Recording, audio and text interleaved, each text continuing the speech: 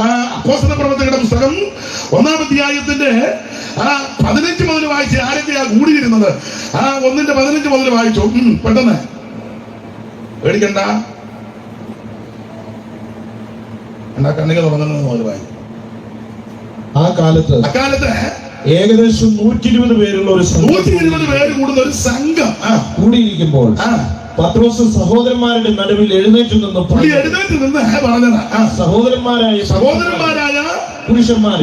ആരൊക്കെ ഉണ്ടെന്ന് 12-ാം വാക്യം ഒന്ന് വായിച്ചേ. അവർ യെരൂശലേമിന് സമീപത്ത് ഒരു ശബത്ത് ദിവസത്തെ വഴിദൂരമുള്ള ഒലിവുമല വിട്ട് യെരൂശലേമിലേക്ക് മടങ്ങിപ്പോകും. അടുത്തത് അവിടെ എത്തിയപ്പോൾ അവർ പാർത്ത മാളിക മുറിയിൽ കയറിപ്പോയി. അടുത്തത് പത്രോസ്, യോഹന്നാൻ, യാക്കോബ്, അന്ത്രയോസ്, ഫിലിപ്പോസ്, തോമസ്, ബർത്തലോമായി, മത്തായി, അൽഫായുടെ മകനായ യാക്കോബ്. സമുദായക്കാര് ഓർത്തഡോക്സുകാരൊക്കെ ചൊല്ലി ഇവിടെ എങ്ങനെയാണെന്നറിയാം. യാക്കോബും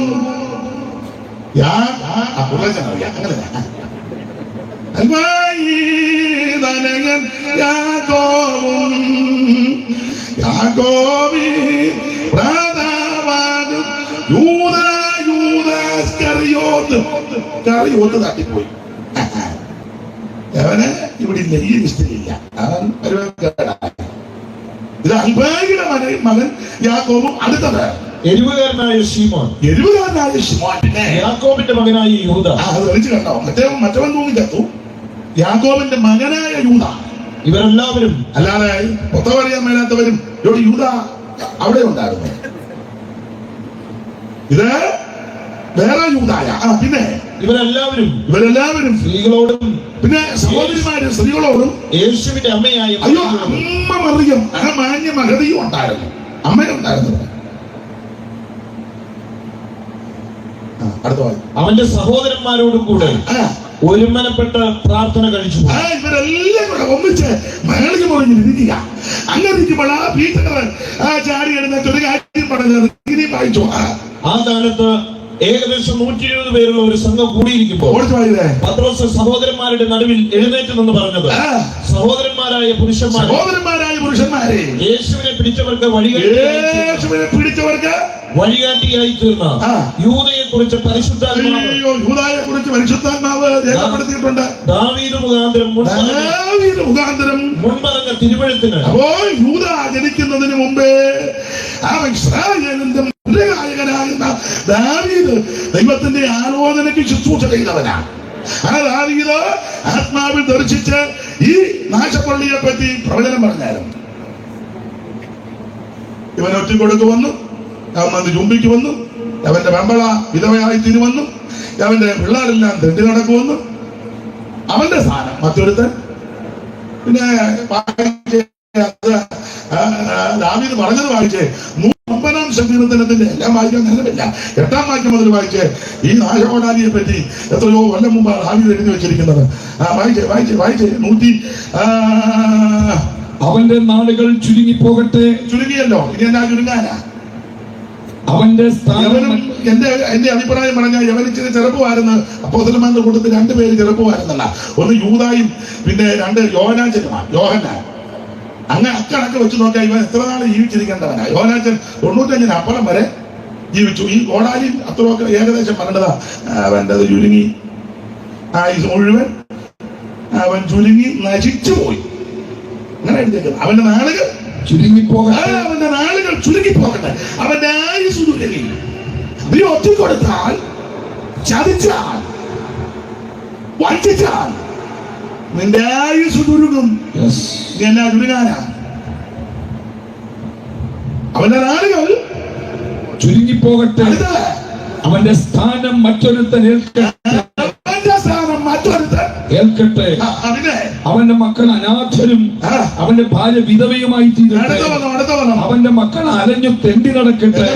ഇതൊക്കെ ഇവൻ ഒറ്റിക്കൊടുക്കുന്ന, ഇവൻ ജനിക്കുന്നതിന് മുന്നേ ദാവീദ് എഴുതി വെച്ചിരിക്കുക. ഇനി ഇത് വായിച്ചേ. അപ്പോസ്തല പ്രവൃത്തി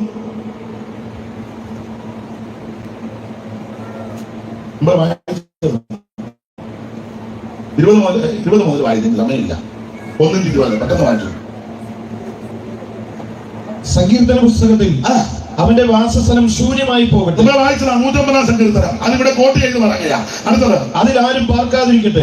അവനൊരു നിലം മേടിച്ച് കാശ് കിട്ടി, നീതിമാനെ ഒറ്റിക്കൊടുത്തപ്പോ അവന്റെ വെപ്രാളം പരവേശം എല്ലാം ഇവിടെ കയറി അതെടുത്ത് വള്ളിക്കെറിഞ്ഞു കൊടുത്ത്, വള്ളിക്കാരി പറഞ്ഞു വേണ്ട, അകത്ത് വേണ്ടാന്ന് പറഞ്ഞു പോയി ഒരു നിലം വാങ്ങി. രക്തനിലം, അക്രതാമ, അത് ഗുണം പിടിച്ചോ അതുമില്ല. ചതിച്ചും മഞ്ഞിച്ചും നീ പത്തു ഉണ്ടാക്കിയാലും വീടുണ്ടാക്കിയാലും വണ്ടി അതൊന്നും ഒതക് കയറുന്നായി പറഞ്ഞതിന്റെ അർത്ഥം കൈവഴിപ്പായിരിക്കണം. ഒത്തിരി പറയാനുണ്ട്. ഇത് വായില്ല. എന്നും അവന്റെ അധ്യക്ഷ സ്ഥാനം മറ്റൊരുത്തനും ലഭിക്കട്ടെ. അവന്റെ അധ്യക്ഷ സ്ഥാനം മറ്റൊരുത്തൻ ലഭിക്കട്ടെ എന്ന് എഴുതിയിരിക്കുന്നു എന്ന് ദാവീദ് എഴുതിയിട്ടുണ്ട് സങ്കീർത്തനത്തിൽ. അടുത്ത, ആകയാൽ കർത്താവായ യേശു യോഹന്നാന്റെ സ്നാനം മുതൽ നമ്മെ വിട്ട് ആരോഹണം ചെയ്ത നാൾ വരെ നമ്മുടെ ഇടയിൽ സഞ്ചരിച്ചു പോകുന്ന കാലത്തല്ല ഞങ്ങളോടുകൂടെ നടന്ന പുരുഷന്മാരിൽ ഒരുത്തൻ ഞങ്ങളോടുകൂടെ അവന്റെ പുനരുത്ഥാനത്തിന് സാക്ഷിയായി തീർന്ന, അങ്ങനെ അവർ യുസ്തോസ് എന്ന മറുപേരുള്ള ബർശേബ എന്ന യോസേഫ്, പിന്നെ മത്തിയാസ് എന്നീ രണ്ടുപേരെ നിർത്തി ചീട്ട് ആർക്ക് വീണ്? മത്തിയാസിന് വേണം. ഒറ്റിക്കൊടുത്തവൻ കൊലഞ്ഞു. ഇവിടെ രണ്ടുപേരെ നിർത്തി ചീട്ടിട്ടു. ഇടയ്ക്ക് ഒരു പറയുക, ഒറ്റിക്കൊടുക്കരുതേ, ചതിക്കരുതേ, വഞ്ചിക്കരുതേ, ആർക്കും ദ്രോഹം ചെയ്യരുതേ, അയലത്തുകാർക്കും ചാർച്ചക്കാർക്കും ബന്ധുപത്രം ഏത് സമയങ്ങളിലും ആകട്ടെ, ഏത് മതമാകട്ടെ, ആർക്കും ദോഷം ചെയ്യരുത്. നീതിയോടും വിശ്വസ്തയോടും വേണം ജീവിക്കാൻ. അവനെ ഒറ്റുകൊടുക്കാമോ? അല്ല, ഞാൻ വിവരിക്കും. പന്തിരുവരിലൊരുത്തന യൂതൻ വരുന്നു, തന്തയെ കാണിച്ചു കൊടുപ്പാ.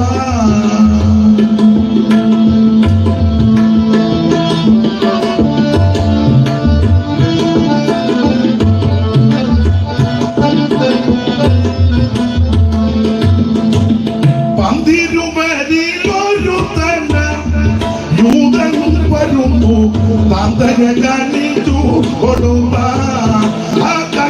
കഷ്ടം തന്തയെ കാണിച്ചു കൊടുപ്പാ.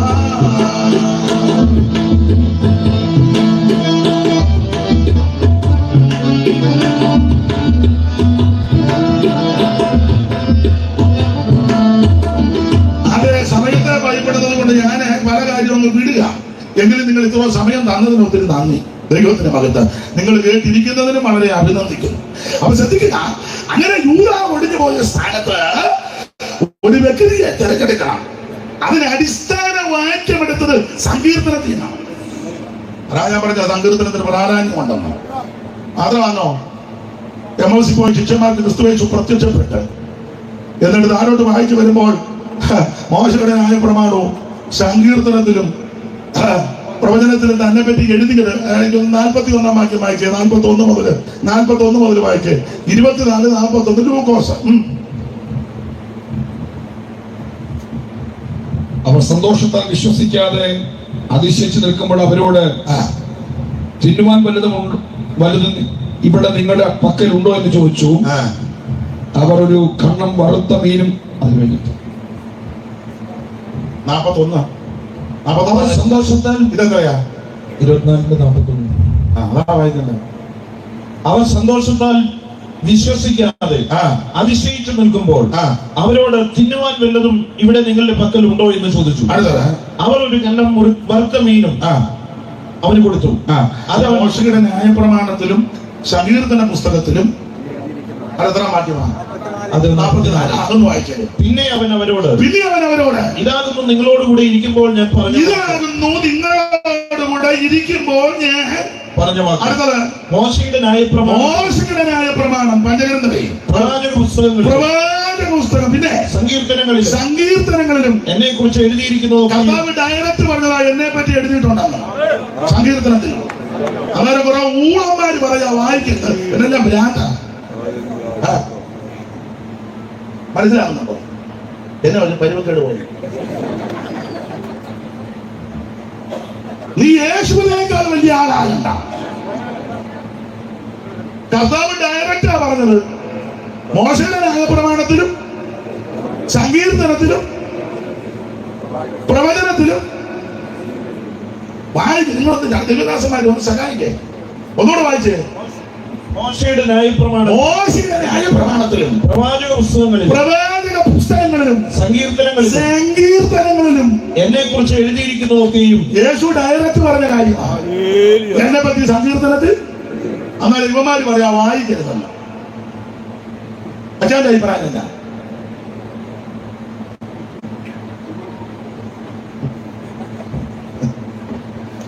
അതിനൊരു കാര്യമുണ്ട്. പറയാനറിയാൻ മേലെ വായിക്കാതിരിക്കുന്നതാ. പണ്ടെടുത്ത തന്നെയെന്ന് വീണ് ചത്തു, താഴോട്ട് വീണ് പടലി ഒടിഞ്ഞു ചത്തു. ഉപദേശിച്ച സ്ഥാനത്തില്ല. ആരോ പറഞ്ഞു ഇനി ആള് നല്ല മനുഷ്യനാ, മരിച്ചെന്ന്. എങ്ങനെയെന്ന് വീണു. അയ്യോ, പുള്ളിക്കായിട്ട് ഇന്നത്തെ വാഹന സൗകര്യമില്ല. പുള്ളി ഓടി വന്നു. നല്ല മനുഷ്യനാ, ശക്തിയുടെ പരിജ്ഞാനൊക്കെ ഉണ്ടെന്നേ ഉള്ളൂ. നല്ല മനുഷ്യനാ. ഓടി വന്ന് ഭാര്യയും പിള്ളേരും എല്ലാം കരയുക, ബന്ധുബന്ധുവാദികളെല്ലാം വിടമരണമല്ലേ. എന്റെ തലച്ച് പലരും കരയുക. പുള്ളി വന്ന് സമാധാനപ്പെടും. നമുക്ക് സങ്കീർത്തനം 109 എടുത്ത് വായിച്ചു. അവന്റെ ഭാര്യ വിധവയായി തീരട്ടെ, അവന്റെ മക്കൾ തെണ്ടി നടക്കട്ടെ, അവന്റെ സ്ഥാനം മറ്റൊരുത്തൻ. ആ സങ്കീർത്തനാണ് അവിടെ വായിക്കുന്നത്. വായിച്ചത് സങ്കീർത്തനമാ, അനാവശ്യമൊന്നുമില്ല. പക്ഷെ ആ സങ്കീർത്തനമല്ല ആ സന്ദർഭത്തിൽ അവിടെ വായിക്കേണ്ടത്. എന്ന് പറഞ്ഞാൽ സന്ദർഭോചിതമായിട്ട് സങ്കീർത്തനം വായിക്കരുതോ? വായിക്കാം. കർത്താവ് ഡയറക്റ്റ് പറഞ്ഞിരിക്കുക, എന്നെ പറ്റി എഴുതിയിട്ടുണ്ടെന്ന്. 2-ാം സങ്കീർത്തനം 12 അവിടുത്തെ പറ്റിയല്ലോ. അവൻ കോപിച്ചിട്ട് നിങ്ങൾ വഴിയിൽ വെച്ച് നശിക്കാതിരിപ്പാൻ അവിടുത്തെ പറ്റിയാ. 22-ാം സങ്കീർത്തനം 11 മുതൽ താഴോട്ട് വിടുവാൻ കഷ്ടാനുഭവങ്ങളല്ലേ. അനേകം നാളങ്ങനെ വളർന്നു ഭാഷാക്കൂറ്റന്മാർ ഉപേക്ഷിക്കോട് ഏറെന്ന് ശൃംഗം പോലെ എന്റെ നേരെ വായു വിളർക്കുന്നു. മുഴുവൻ അവിടുത്തെ പറ്റിയല്ലേ. എന്നാൽ കുറെ ഊളന്മാര് പറയുക ഇതൊന്നും ഉണ്ട്. വിറ്റ് പാസ്റ്റർ ഉണ്ട്, അവിടെ വല്ലതും ഉണ്ടോ? അങ്ങനത്തെ നേരേടുണ്ടോ? ഉണ്ട്, എന്നോട് പറയണം. എല്ലാ തിരുവഴുത്തും ദൈവശ്വാസികമാണ്. സത്യാചാര്യന്റെ മുമ്പിൽ നൃത്തം തുടങ്ങിടും കിന്നരങ്ങൾ.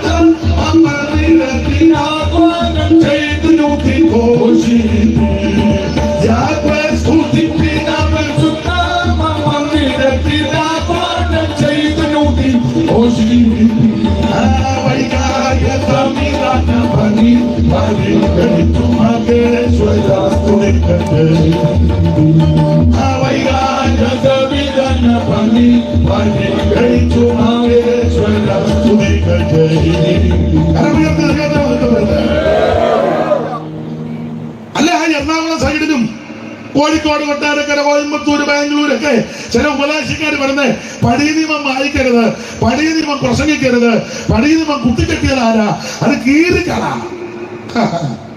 ഞാൻ ചോദിക്കട്ടെ, അതിലൂടെ പറഞ്ഞ ഏതായാലും ഇതിലൂടെ പറഞ്ഞോട്ടെ. ഒരു സങ്കടം.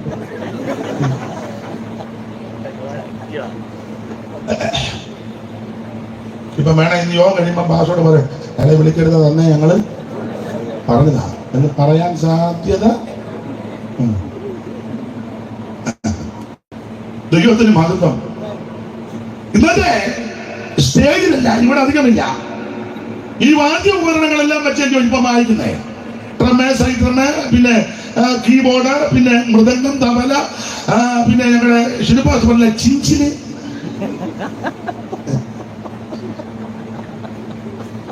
എല്ലാ വാദ്യവും അത് നല്ലതാ, വേണം. എന്റെ അഭിപ്രായം ചെണ്ട വര വേണമെന്നാണ്. സകല വാദ്യത്രങ്ങളും സകല വാദ്യ ഘോഷത്തോടെ എല്ലാം വേണം. അതെല്ലാം വെച്ചാൽ ഇന്നത്തെ ഇളക്കവും ചാട്ടവും മേളവും ഓളവും ഒക്കെ അത് നല്ലതാ. ഞാൻ ചോദിക്കട്ടെ, പഴയ നിയമം വേണ്ടെങ്കിൽ പുതിയ നിയമത്തിൽ ഇതെല്ലാം കൂടെ വെച്ച് വായിക്കാൻ ഒറ്റ വാക്യം കാണിക്കാവോ? ആ കൂടെ പുതിയ നിയമത്തിൽ വെളിപ്പാട് പുസ്തകത്തിൽ വീണ പിടിച്ച് വൈദികന്മാര് 15 നീട്ടുന്നെന്നാ കാണുന്നത്. ആദ്യത്തെ 5 പുസ്തകവും 21 ലേഖനം, റോമാലേഖനം മുതൽ യൂദയുടെ ലേഖനം വരെ, ഈ കാണുന്ന ഇതെല്ലാം കൂടെ വെച്ച് പിള്ളേരുടെ ഭാഷയെ പെരുപ്പിക്കാൻ ഒറ്റ വാക്കില്ല. പിന്നെ ഏത് വാക്യത്തിന്റെ അടിസ്ഥാനത്തിൽ എല്ലാം വെച്ച് മൂപ്പിക്കുന്ന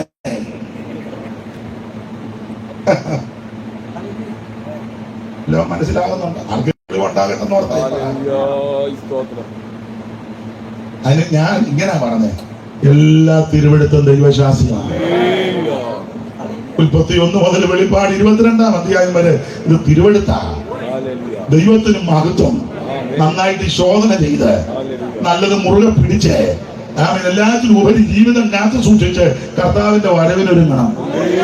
അതിനാ ഇതെല്ലാം തന്നിരിക്കുന്നു. ഇടയ്ക്ക് കയറി പറഞ്ഞതുള്ള നമുക്ക് ഒത്തിരി കൊണ്ട് പറയാനതെല്ലാം വിടുക. സങ്കീർത്തനത്തിന് വളരെ പ്രാധാന്യമുണ്ട്. അപ്പോൾ സങ്കീർത്തനത്തിന്റെ വെളിച്ചത്തിലാണ് മത്യാസനം തെരഞ്ഞെടുത്തത്. അതുകൊണ്ട് ഇന്ന് രാത്രി നമ്മൾ വായിച്ചത് 29-ാം സങ്കീർത്തനത്തിൽ കേട്ട ഒന്നുകൂടെ വാക്യം വായിച്ചാട്ടെ.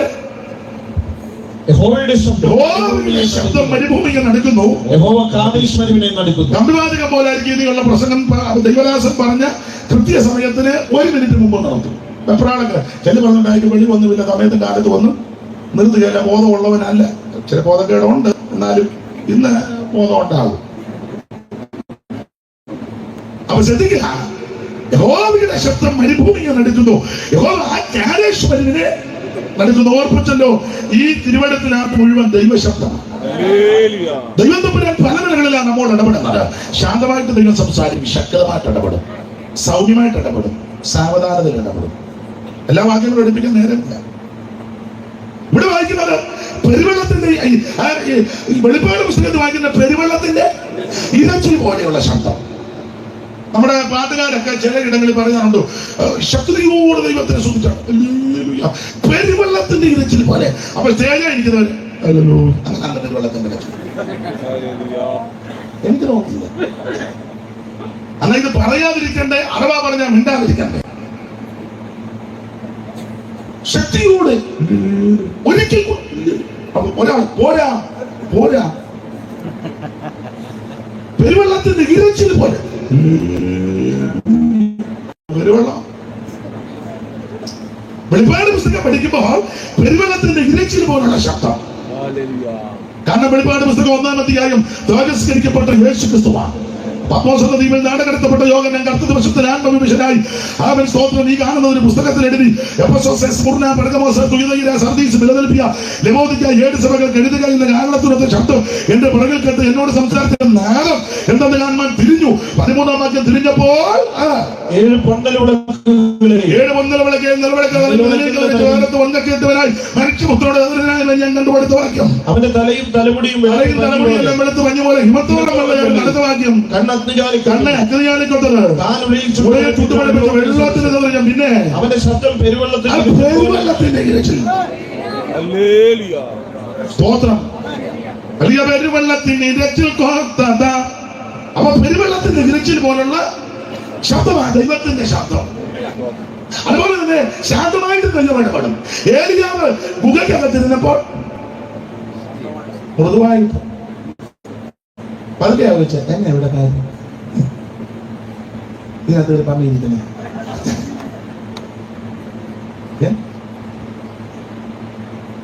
അങ്ങനല്ലേ എത്തിയേക്കും. ഒന്ന് വായിച്ചു, ഞാൻ റെഫറൻസ് അങ്ങ് പറഞ്ഞു. 19-ലല്ലേ, ഇത് താഴെ ഭാഗത്താണ്.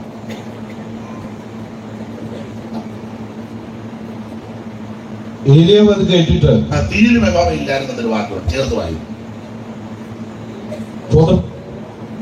പുതപ്പ് കൊണ്ട് മുഖം മൂടി പുറത്തു വന്നു.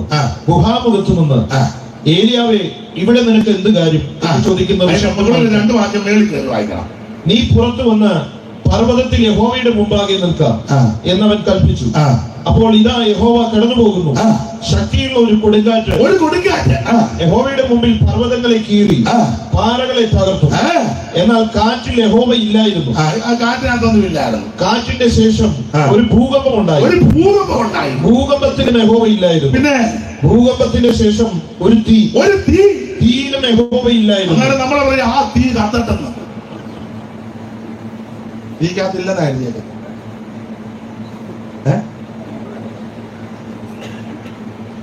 നീ പോവുക. ഒന്നും മനസ്സിലാകുന്നില്ല. തീയിലും അടുത്തത് തീയുടെ ശേഷം സാവധാനത്തിലൊരു മൃദുസ്വരമുണ്ട്. അങ്ങനെ സംസാരിക്കുന്ന സാവധാനത്തിൽ. വെളിപാടൊന്നിൽ പെരുവെള്ളത്തിന്റെ ഇരച്ചിൽ പോലെ ശക്തമായിട്ട് ദൈവം ഇടപെടും, ശാന്തമായിട്ട് ഇടപെടും. ഇന്ന് രാത്രി ഏത് വിധത്തിൽ ഇടപെട്ടാലും ഏറ്റെടുത്തോണം, നിനക്ക് അനുഗ്രഹമാണ്. Praise the Lord. Praise the Lord. അത് ഇവിടെ സങ്കീർത്തനത്തിൽ വായിക്കുക, യഹോവയുടെ ശബ്ദം മരുഭൂമിയെ നടുക്കുന്നു. യഹോവ കാദേശ് മരുവിനെ നടുക്കുന്നു. കാദേശ് മരുഭൂമിയെ നടുക്കിയ ശബ്ദം. ഓടിച്ചു പറയാം, എന്തുകൊണ്ടായി കാദേശ് നടങ്ങിയത്? ഈ കാദേശ് എന്ന വാക്കിന്റെ അർത്ഥം യഹോവയ്ക്ക് വിശുദ്ധം, ദൈവത്തിന് വിശുദ്ധം. അതാണ് കാദേശ്, യഹോവയ്ക്ക് വിശുദ്ധം. ഈ കാദേശിന് പണ്ട് ഒരു പേരുണ്ടായിരുന്നു. ആ പേര് മിഷ്പാത്ത് എന്ന. ഉൽപ്പത്തി പുസ്തകം 14-ാം അധ്യായത്തിന്റെ 6-ാമത്തെ വാക്യമായിട്ട് ഉൽപ്പത്തി 14:6. കാദേശിന്റെ പണ്ടത്തെ പേര് ഏമിനെയും സൈർ മലയിലെ ഹോരിനെയും മരുഭൂമിക്ക് സമീപമുള്ള ഏൽ പാരാൻ വരെ തോൽപ്പിച്ചു. പിന്നെ അവർ തിരിഞ്ഞ് കാദേശ് എന്ന ശ്രദ്ധിക്കുക, കാദേശ് എന്ന ശ്രദ്ധിക്കുക. കാദേശിന്റെ പണ്ടത്തെ പേരാണ് ഏൽ മിഷ്പാത്ത്. ആ വാക്കിന്റെ അർത്ഥം ന്യായവതികളുടെ സ്ഥലം. കാരണം ഉൽപ്പത്തി പുസ്തകം 14-ാം അധ്യായം യുദ്ധങ്ങളുടെ അധ്യായമാണ്. വേറെ പുസ്തകം പഠിക്കുന്നവർക്ക് അറിയാം.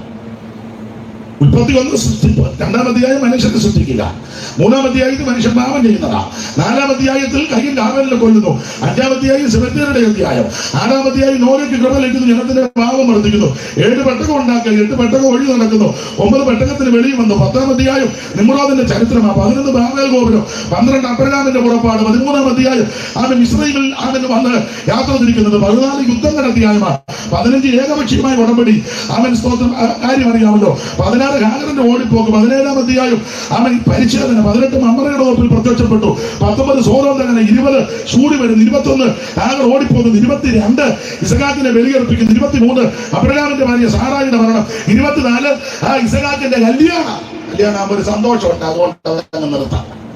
അതാണല്ലോ മിക്കവർക്കും സന്തോഷം. സഹായത്തിന് വന്നില്ലെങ്കിലും കല്യാണത്തിന് പോകുന്ന സഹായത്തിന് താമസിച്ചുള്ള കല്യാണത്തിന് മാപ്പിളയും മെമ്പിളും നേരത്തെ പോകും. വയ്യ എന്നാലും അവിടെ ചെന്ന് ആ വളർത്ത് വെച്ചതെല്ലാം നിന്ന് ജ്യൂസ് ആണെ പല ടൈപ്പ് മുഴുവൻ നിന്ന് ഇല്ലേ കന്ന് വെള്ളം കുടിക്കുമ്പോ പോലെ എന്നിട്ട് വീട്ടിൽ വന്ന് കുത്തോട് കുത്താ. അപ്പോൾ നമ്മുടെ വിഷയമല്ല. അപ്പൊ ചുരുക്കി പറഞ്ഞാൽ ഉൽപ്പത്തി പുസ്തകം 14-ാം അധ്യായം യുദ്ധങ്ങളുടെ അധ്യായമാണ്. 4 രാജാക്കന്മാരും 5 നാട്ടകന്മാരും യുദ്ധം ചെയ്തു. ആ യുദ്ധത്തിൽ പലരെയും നിഗ്രഹിച്ചു. വിവരിക്കാൻ നേരമില്ല. നിഗ്രഹിച്ചു കൊന്നൊടുക്കിയ സ്ഥലമാ ഏൽ മിഷ്പാത്ത്. അതുകൊണ്ട് ഈ സ്ഥലത്തിന് ന്യായവതിയുടെ അർത്ഥമെന്ന് വന്നു. ന്യായവതി. അപ്പൊ കാദേശിന്റെ പണ്ടത്തെ പേരാണ് ഏൽ മിഷ്പാത്ത്. വാക്കിന്റെ അർത്ഥം ന്യായവതികളുടെ സ്ഥലം എന്നാണ്. ഈ ന്യായവതികളുടെ സ്ഥലത്ത് പിന്നത്തേതിൽ ദൈവം ശുദ്ധീകരിച്ചു. അതാണ് കാദേശ്. എന്തായാലും ഇപ്പൊ പറയാൻ കാര്യം പറയാം. ഒരു കാലത്ത് ഞാനും നിങ്ങളുമെല്ലാം ന്യായവിധിക്കാർക്കരായി പോയവരാ. അല്ല, ബിബ്ലിക്കലായിട്ട് പ്രയോഗിച്ചാൽ ശിക്ഷാവിധിക്കാർക്കരായി പോയവരാ. എന്നാൽ ഒരുവൻ നമുക്ക് വേണ്ടി കാൽവരിയിൽ ജീവനെ തന്നു. അവിടുത്തെ തിരുമരണത്താൽ, അവിടുത്തെ തിരുയാഗത്താൽ എന്റെ മേലും നിന്റെ മേലും വരുമാന സകല ശിക്ഷാവിധി മാറ്റി ദൈവം നമ്മളെ വിശുദ്ധരാക്കി. യോഹന്നാന്റെ ഭാഷ പറഞ്ഞാൽ ദൈവമക്കൾ എന്ന് വിളിക്കപ്പെടുവാൻ പിതാവ് ഇത്ര വലിയ സ്നേഹം നമുക്ക് തന്നു. നിങ്ങളെ അന്ധകാരത്തിൽ നിന്ന് തന്റെ അത്ഭുത പ്രകാശത്തിലേക്ക് വിളിച്ചവന്റെ സൽഗുണങ്ങളെ ഘോഷിപ്പാൻ നാം ദൈവമക്കളാണ്. ദൈവത്തിന്റെ ഭാഗത്താണ്. ന്യായവിധി എല്ലാം മാറ്റി, ശിക്ഷാവിധി മാറ്റി ദൈവം നമ്മെ രക്ഷിച്ചു. ശിക്ഷകൾ പോയല്ലോ, നാം രക്ഷിതരായല്ലോ. ശിക്ഷകൾ പോയല്ലോ, നാം രക്ഷിതരായല്ലോ. ഓ ശിക്ഷായോഗ്യ ദൈവത്തിൽ അവകാശികളായല്ലോ. ശിക്ഷായോഗ്യ ദൈവത്തിൽ അവകാശികളായല്ലോ. പുത്തൻ പാട്ടുകൾ പാടാം, പാടാം, പാടാം, പാടാം, പുത്തൻ പാട്ടുകൾ പാടാം. ഓ നമ്മെ പോലെ നന്മ ലഭിച്ചവർ മണ്ണിനില്ലല്ലോ. ഓ നമ്മെ പോലെ നന്മ ലഭിച്ചവർ മണ്ണിനില്ലല്ലോ. നമ്മുടെ ന്യായവിധി മാറ്റി ദൈവം നമ്മളെ ദൈവമക്കളാക്കി, വിശുദ്ധരാക്കി. എല്ലാം വിവരിക്കുന്നില്ല. കാദേശ് എന്ന വാക്കിന്റെ അർത്ഥം യഹോവയ്ക്ക് വിശുദ്ധം. എന്നാൽ ഇവിടെ സങ്കീർത്തനക്കാരൻ പാടുക ഈ കാദേശ് നടുങ്ങി. എന്താണ് അടങ്ങാൻ കാര്യം? വിശദീകരിച്ച് പറയണമെങ്കിൽ മണിക്കൂറുകൾ എടുക്കും. അതിന് ചേർത്തുള്ള പാട്ടും ഉദാഹരണമൊക്കെ അങ്ങനെ സാധാരണ പതിവ്. എന്നാൽ ഇന്നെല്ലാം ഷോർട്ടായിട്ട് പറയുക. ഷോർട്ടായി കാദേശ് നടുങ്ങാൻ കാരണം പല കാരണമാണ്. ഒന്ന് രണ്ടെണ്ണം പറയാം, അതേയൊക്കെ ഉള്ളു. 18 കൂട്ടം കാര്യമുണ്ട്. നിങ്ങൾ പറയുക നേരം പോയ നേരത്തെ ഇയാൾ 18 കൂട്ടം കാര്യം പറയാൻ നിൽക്കുക. നിങ്ങളുടെ 28 കൂട്ടം പോലും പറയാൻ. എന്തുകൊണ്ടാണ് ഈ കാദേശ് നടുങ്ങിയത്? ശ്രദ്ധിക്കുക, ഈ കനാൻ ദേശത്തോട് ഏറ്റവും അടുത്ത് കിടന്ന സ്ഥലമായിരുന്നു കാദേശ്. ഒരു വാക്യം വായിച്ച ആവർത്തന പുസ്തകം 2-ാം അധ്യായത്തിന്റെ 13-14 തിരുവെടുത്തുകൾ. ആവർത്തനം 2:13-14.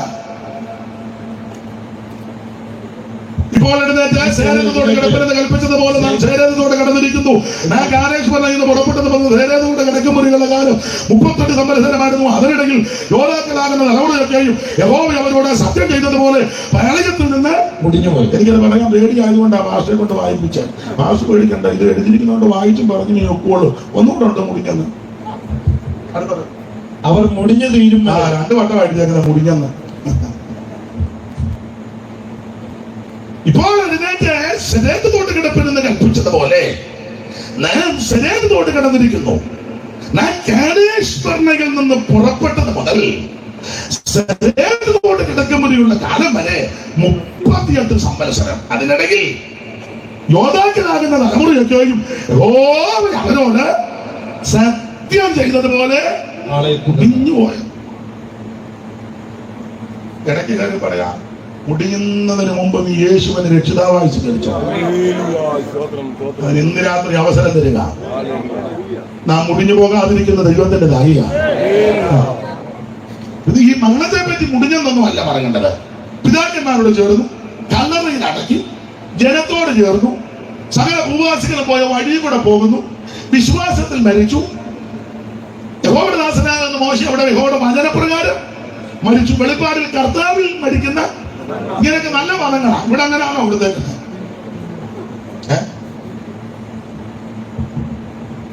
സ്തോത്രം. അങ്ങനെയല്ല ഇവിടെ കൊടുത്തേക്ക്. പറഞ്ഞാൽ തന്നെ പേടിയ. അതല്ല ഇങ്ങനെ മുടിയാൻ കാരണം ഈ കനാൻ ദേശത്തോട് ഏറ്റവും അടുത്ത് കിടന്ന സ്ഥലമായിരുന്നു കാദേശ്. കനാൻ എന്ന് പറഞ്ഞാൽ ഉലകത്തിലെ ഏറ്റവും നല്ല സ്ഥലമാണ്.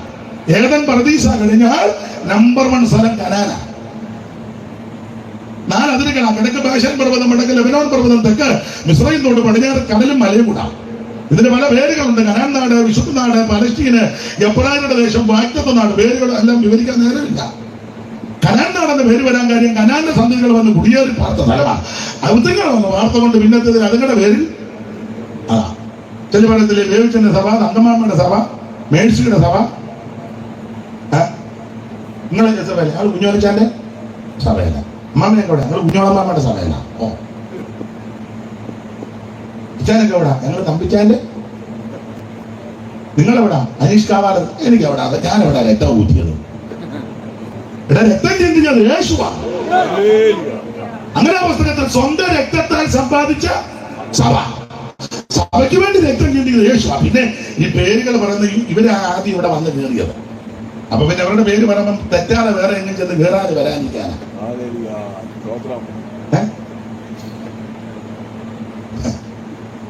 അപ്പൊ ഈ കനാൻ നാടെന്ന പേര് വരാൻ കാര്യം കനാന്റെ സന്തതികൾ വന്ന് കുടിയേറി. എല്ലാം വിവരിക്കാൻ തന്നെ. വാഗ്ദത്ത നാട് അബ്രഹാമിന് വാഗ്ദത്തം കൊടുത്തതാണ്. വിശുദ്ധ നാടെന്ന് പിൽക്കാലത്ത്, വിശുദ്ധ നാടെന്നൊന്നും പറയണ്ട, എന്നാലും പിൽക്കാലത്ത് പറയാൻ കാര്യം ഒരു കാരണം യേശു ക്രിസ്തുവിന്റെ പാദസ്പർശനമേറ്റ സ്ഥലമാണ്. ദൈവത്തിന് മഹത്വം.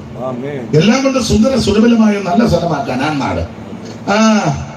ഈ കനാന്റെ നാടിന്റെ പ്രത്യേകത ഒത്തിരി വാക്യങ്ങളുണ്ട്, എല്ലാം വായിപ്പിക്കാൻ നേരമില്ല. പുറപ്പാട് പുസ്തകം 3-ാം അധ്യായത്തിന്റെ 7, 8, 9, 13-ാം സങ്കീർത്തനത്തിന്റെ 6-ാമത്തെ തിരുവെടുത്തും ആവർത്തന പുസ്തകം 11-ാം അധ്യായത്തിന്റെ 10, 11, 12, 106-ാം സങ്കീർത്തനത്തിന്റെ 24, പിന്നെ ആവർത്തന പുസ്തകം 8-ാം അധ്യായത്തിന്റെ 7 മുതൽ താഴോട്ട്. ഇതെല്ലാം ഈ നാടിന്റെ വിശേഷതയാ. എല്ലാം വായിക്കാൻ നേരമില്ല, ഒരു വാക്യം മാത്രം വായിക്കാം. ഇപ്പൊ ആവർത്തനം 8-ാം അധ്യായത്തിന്റെ 7 മുതൽ താഴോട്ട് വായിക്കുക. ബാക്കിയെല്ലാം വേണം കുറിച്ചെടുത്തോ. ഇതിപ്പം വായിക്കാം. അരിവെന്തോന്ന് എല്ലാ അരികളും പിടിച്ച് ഞെക്കണ്ടല്ലോ, ഒരെണ്ണം ഞെക്കിയാ മതി. ഇപ്പൊ ഞെക്കാനായിട്ട് 8-7 വായില്ലേ. നിന്റെ ദൈവമായ യഹോവ നല്ലൊരു ദേശത്തേക്കല്ലോ നിന്നെ കൊണ്ടുപോകുന്നത്. അയ്യോ ഇസ്രായേലേ, നിന്റെ ദൈവമായ യഹോവ നല്ലൊരു ദേശത്തേക്കല്ലോ നിന്നെ കൊണ്ടുപോകുന്നത്. പിന്നെ അത് പുറപ്പെടുന്ന നീരൊഴുക്കുകളും ഉറവകളും തടാകങ്ങളുമുള്ള ദേശം, ഗോതമ്പ് യവവും മുന്തിരിയും അത്തിയും മേഖലവുമുള്ള ദേശം, ഒലിവുവൃക്ഷവും തേനുമുള്ള ദേശം, സുഭിക്ഷമായി ഉപജീവനം കഴിക്കാവുന്നതും ഒന്നിനും കുറവില്ലാത്തതുമായ ദേശം, കല്ല് ഇരുമ്പായിരിക്കുന്നതും മലയിൽ നിന്ന് താമ്രം വെട്ടിയെടുക്കുന്നതുമായ ദേശം, നീ വച്ചിട്ട് തൃപ്തി പ്രാപിക്കുമ്പോൾ നിന്റെ ദൈവമായ യഹോവ നിനക്ക് തന്നിരിക്കുന്ന ദേശത്തെ കുറിച്ച് നീ കയ്യും കെട്ടി ആളുകളെ ചിരിക്കണമെന്നല്ല, സ്തോത്രം ചെയ്യണമെന്ന. ഇത് സഭ വന്നിരിക്കുക, സഭ വന്നിരിക്കുക.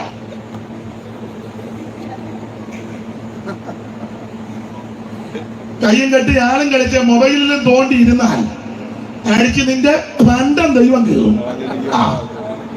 എനിക്ക് ഈ തീരദേശത്തുള്ള ദൈവ കുഞ്ഞുങ്ങളെ ഞാൻ ഇങ്ങോട്ട് വണ്ടി വന്നപ്പോൾ ഇവരോട് പറഞ്ഞു, ഇവിടെയുള്ള ദൈവമക്കളെ അഭിനന്ദിക്കുകയാണ്.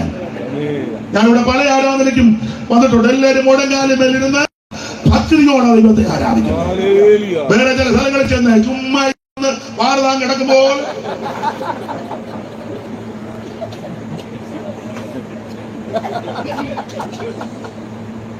കൈ വടിക്കത്തില്ല. എടാ, ഇത് പെന്തിക്കോസാ, മനസ്സിലായോ? ഇത് പെന്തിക്കോസാ. പെന്തിക്കോസിൽ എന്തുകൊണ്ട്? പെന്തിക്കോസിൽ എന്തുകൊണ്ട്? പെന്തിക്കോസിൽ 5-6 വാനും ഉണ്ട്, ഒരു മൈക്കും ഉണ്ട്. വായില് 14-26 പെന്തിക്കോസിൽ എന്തുകൊണ്ട്? വായില് കൊരിന്ത്യർക്കെടുത്ത് 1-ാം ലേഖനം 14-ാം അധ്യായത്തിന്റെ 26 മുതലുള്ള വാക്യം വായിച്ച കണ്ണിക തുടങ്ങുന്നിടത്തിന്റെ ഇവിടെ വായില്. ആകയാൽ എന്റെ സഹോദരന്മാരെ, കൂടി വരുമ്പോൾ ഓരോരുത്തരും സങ്കീർത്തനമുണ്ട്. ഇതിനകത്തുണ്ട് സങ്കീർത്തനമുണ്ടെന്ന് കീറിക്കളയരുതെന്നുണ്ട്. പിന്നെ ഉപദേശമുണ്ട്. കേട്ട് ഉപദേശമല്ലേ പറയുന്നത്? ഉപദേശമുണ്ട്. പിന്നെ വെളിപ്പാടുണ്ട്. വെളിവിനാടല്ല, വെളിപ്പാടുണ്ട്. കൂടാരപ്പള്ളി തൊമ്മന്റെ വെളിവിനാടൊന്നുമല്ല, ഇത് വെളിപ്പാടാ. പിന്നെ അന്യഭാഷയുണ്ട്. ഋഷിനോട് വന്നെ ഈ പുളിപ്പിച്ച് പ്രസംഗ വീടം മാറ്റിക്ക് എനിക്ക് അവരെ കാണാൻ മേല, കാലിന് വേദന, മസിൽ പിടിക്കുന്നു. അതുകൊണ്ട് അങ്ങ് ഇരുന്നതാ. ആ തത്തീർ എനിക്ക് ഗുണമായെന്ന് പറഞ്ഞ പോലെ. അപ്പോൾ ഇവിടെ സങ്കീർത്തനമുണ്ട്. പിന്നെ ഭാഷയുണ്ട്. ഒരാഴ്ച വരുന്നുണ്ട്. അന്യഭാഷയുണ്ട്, വ്യാഖ്യാനമുണ്ട്. അന്യഭാഷയുണ്ട്. നിന്നിട്ടില്ല, നിന്നിട്ടില്ല. നിനക്കും പെമ്പളയ്ക്ക് നിന്നായിരിക്കും. അന്യഭാഷ പറഞ്ഞ് ആത്മാവിൽ ആരാധിക്കുന്നതിന്റെ വിടുതൽ അനുഭവിച്ചവരായി ഇവിടെ ഇരിക്കുന്നവർ. ആഭിചാരവും മന്ത്രപ്രയോഗവും തന്ത്രങ്ങളും ഒക്കെയുള്ള ബന്ധനങ്ങളുള്ള കുടുംബത്തിലും ദേശത്തിലും അഭിഷേകം പ്രാപിച്ച ദൈവമൊക്കെ ചെന്ന് ഞങ്ങളെ കാണാനൊന്നും വലിയ ജോലിയില്ല. കറുത്തൊക്കെ ആയിരിക്കുന്ന വള്ളത്തേലൊക്കെ ജോലി, കടലില്ലേ, ഗ്ലാമറൊന്നുമില്ല, കുടുംബക്ഷേത്രത്തിലൊന്നും പറയാനില്ല. തോമാസ് ലീഗ വന്നപ്പം ഏതാണ്ട് 4 കുടുംബത്തെ മുക്കിയെന്ന് കള്ളി, കാളികാവ്, ശങ്കരപുരി, ഇതൊന്നും ഞങ്ങൾക്ക് പറയാനില്ല. നിങ്ങൾക്ക് എന്തെങ്കിലും പറയാനുണ്ടോ? അവര് പറയുന്നത് ഞങ്ങള് വള്ളത്തെ വന്നതാണ്. ഉള്ളച്ച എത്ര 348 രൂപ.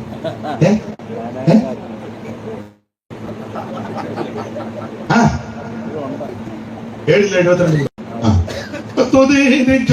കപ്പൽ കയറി മലനാടു നോക്കി പുറപ്പെട്ടാറ് കൊടുങ്ങല്ലൂരങ്ങി മന്ദിറങ്ങി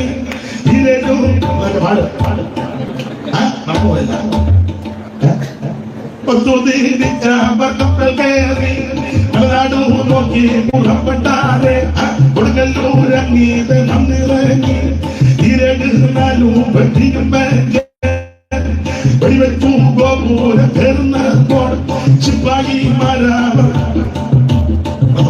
ചിപ്പായിമാരവർ വിളികൊള്ളുന്നു. പള്ളിത്തണ്ടിന് കൊടിയൊന്നുത്തി ചെമ്പകാഞ്ചേരിയും കൂടെയുണ്ട്, വെട്ടത്ത് മണ്ണേന്റെ കൂടെയുണ്ട്, ഉറങ്ങുന്നു തോമൻ അവൻ കൂടെയുണ്ട്. ഞങ്ങൾക്കറിയാനാ പറയുന്നത്. ചുരുക്കി പറഞ്ഞ ഞങ്ങൾക്കിങ്ങനെ പാരമ്പര്യം ഒന്നും പറയാനില്ല, കുടുംബശ്രീ ഒന്നും പറയാനില്ല, 52 ചരിത്രം പറഞ്ഞില്ല. പക്ഷെ ഒന്ന് ഞങ്ങൾക്കറിയാം, യേശുവിനെ രക്ഷിതാവായി സ്വീകരിച്ച് വെള്ളത്തിൽ മുങ്ങി പിതാവിന്റെയും പുത്രന്റെയും പരിശുദ്ധാത്മാവിന്റെ നാമത്തിൽ സ്നാനപ്പെട്ട് കഴിഞ്ഞപ്പോൾ ഞങ്ങളുടെ മേൽ ആഗ്രഹിച്ചതുപോലെ അഭിഷേകം തകർന്നു. അഭിഷേകം പകർന്നപ്പോൾ ആത്മാവിൽ ആരാധന തുടങ്ങി. ഇന്ന് രാത്രി അനുഭവിക്കുന്ന ദൈവത്തിന് മഹിമ കൊടുക്കാൻ ആരാധനയുടെ വിടുതൽ കണ്ടവരാ. പരിശുദ്ധാത്മനിറവിൽ അന്യഭാഷ പറഞ്ഞ് ഈ ദൈവത്തെ ആരാധിക്കുമ്പോ സകല കെട്ടുപോട്ട് വന്ന് ഇന്ന് രാത്രി ആ വിചാരത്തിന്റെ ശക്തികൾ, മന്ത്രവാദത്തിന്റെ ശക്തികൾ, ദേശത്തിന്റെ പോരികൾ അനുഭവിക്കുന്നവർ കയ്യിൽ കെട്ടിയിരിക്കാണ്, വായു പൂത്തിരിക്കാണ്. ഇന്ന് രാത്രി ദൈവത്തിന് മഹിമ കൊടുക്കാൻ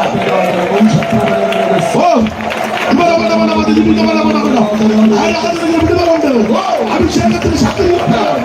ഇന്ന് രാത്രി രോഗബന്ധന കാണിക്കും യേശുവിന്റെ നാമത്തിൽ. രോഗങ്ങൾ, വ്യാധികൾ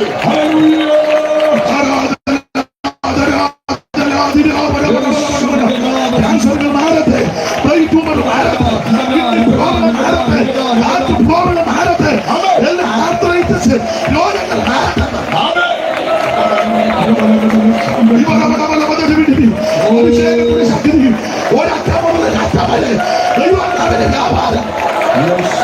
അനുഭവിക്കുന്നവർ ദൈവത്തിന് പിടിപ്പിക്കുന്ന രാത്രി ഇന്ന് രാത്രി സൗഖ്യം തരും.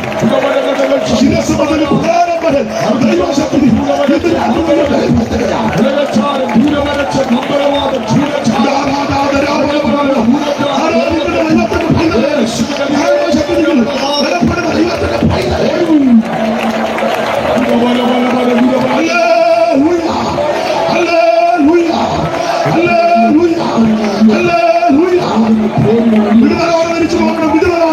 സൗഖ്യത്തോടെ തിരിച്ചു പോകണം.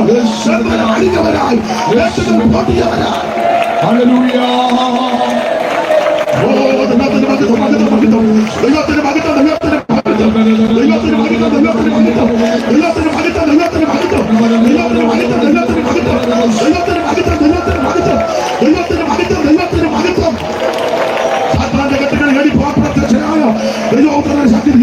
പാമ്പുകളെ കേടുകളായോ ശത്രുവിന്റെ സകല ബലത്തും ചവിട്ടുവാൻ അധികാരം തന്നു യേശുവിന്റെ നാമത്തിൽ. ജനത്തിന്റെ വിടുതൽ തടസ്സമായി നിർത്തുന്ന ദേശത്തിന്റെ കെട്ടുകൾ വടക്കിനോട് കൈകാകും, തെക്കിനോട് കരുത്തുവെക്കരുത്. വടക്കിനോട് കൈക, തെക്കിനോട് കരുത്തുവെക്കരുത്. ദൈവത്തിന് മഹത്വം, ദൈവത്തിന് മഹത്വം, ദൈവത്തിന് മഹത്വം, ദൈവത്തിന് മഹത്വം, ദൈവത്തിന് മഹത്വം, ദൈവത്തിന് മഹത്വം, ദൈവത്തിന് മഹത്വം, ദൈവത്തിന് മഹത്വം, ദൈവത്തിന് മഹത്വം.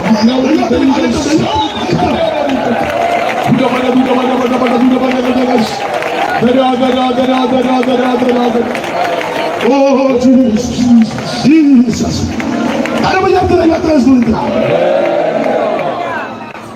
ഞാനിങ്ങനെ എടുക്കട്ടെ, കാരണം സമയമുണ്ട്, കൂടെയൊക്കെ പോകേണ്ടവരുണ്ട്. നിങ്ങൾ എന്നോട് ക്ഷമിക്കേ മതി. മരണം പിടികൂടുന്നതിന് മുമ്പ് യേശുവിനെ രക്ഷിതാവായി സ്വീകരിക്കാം.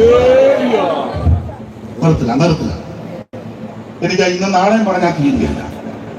നിങ്ങൾ കേൾക്കാൻ വളരെ താല്പര്യത്തോട് ഇരിക്കുന്നെന്ന് എനിക്കറിയാം.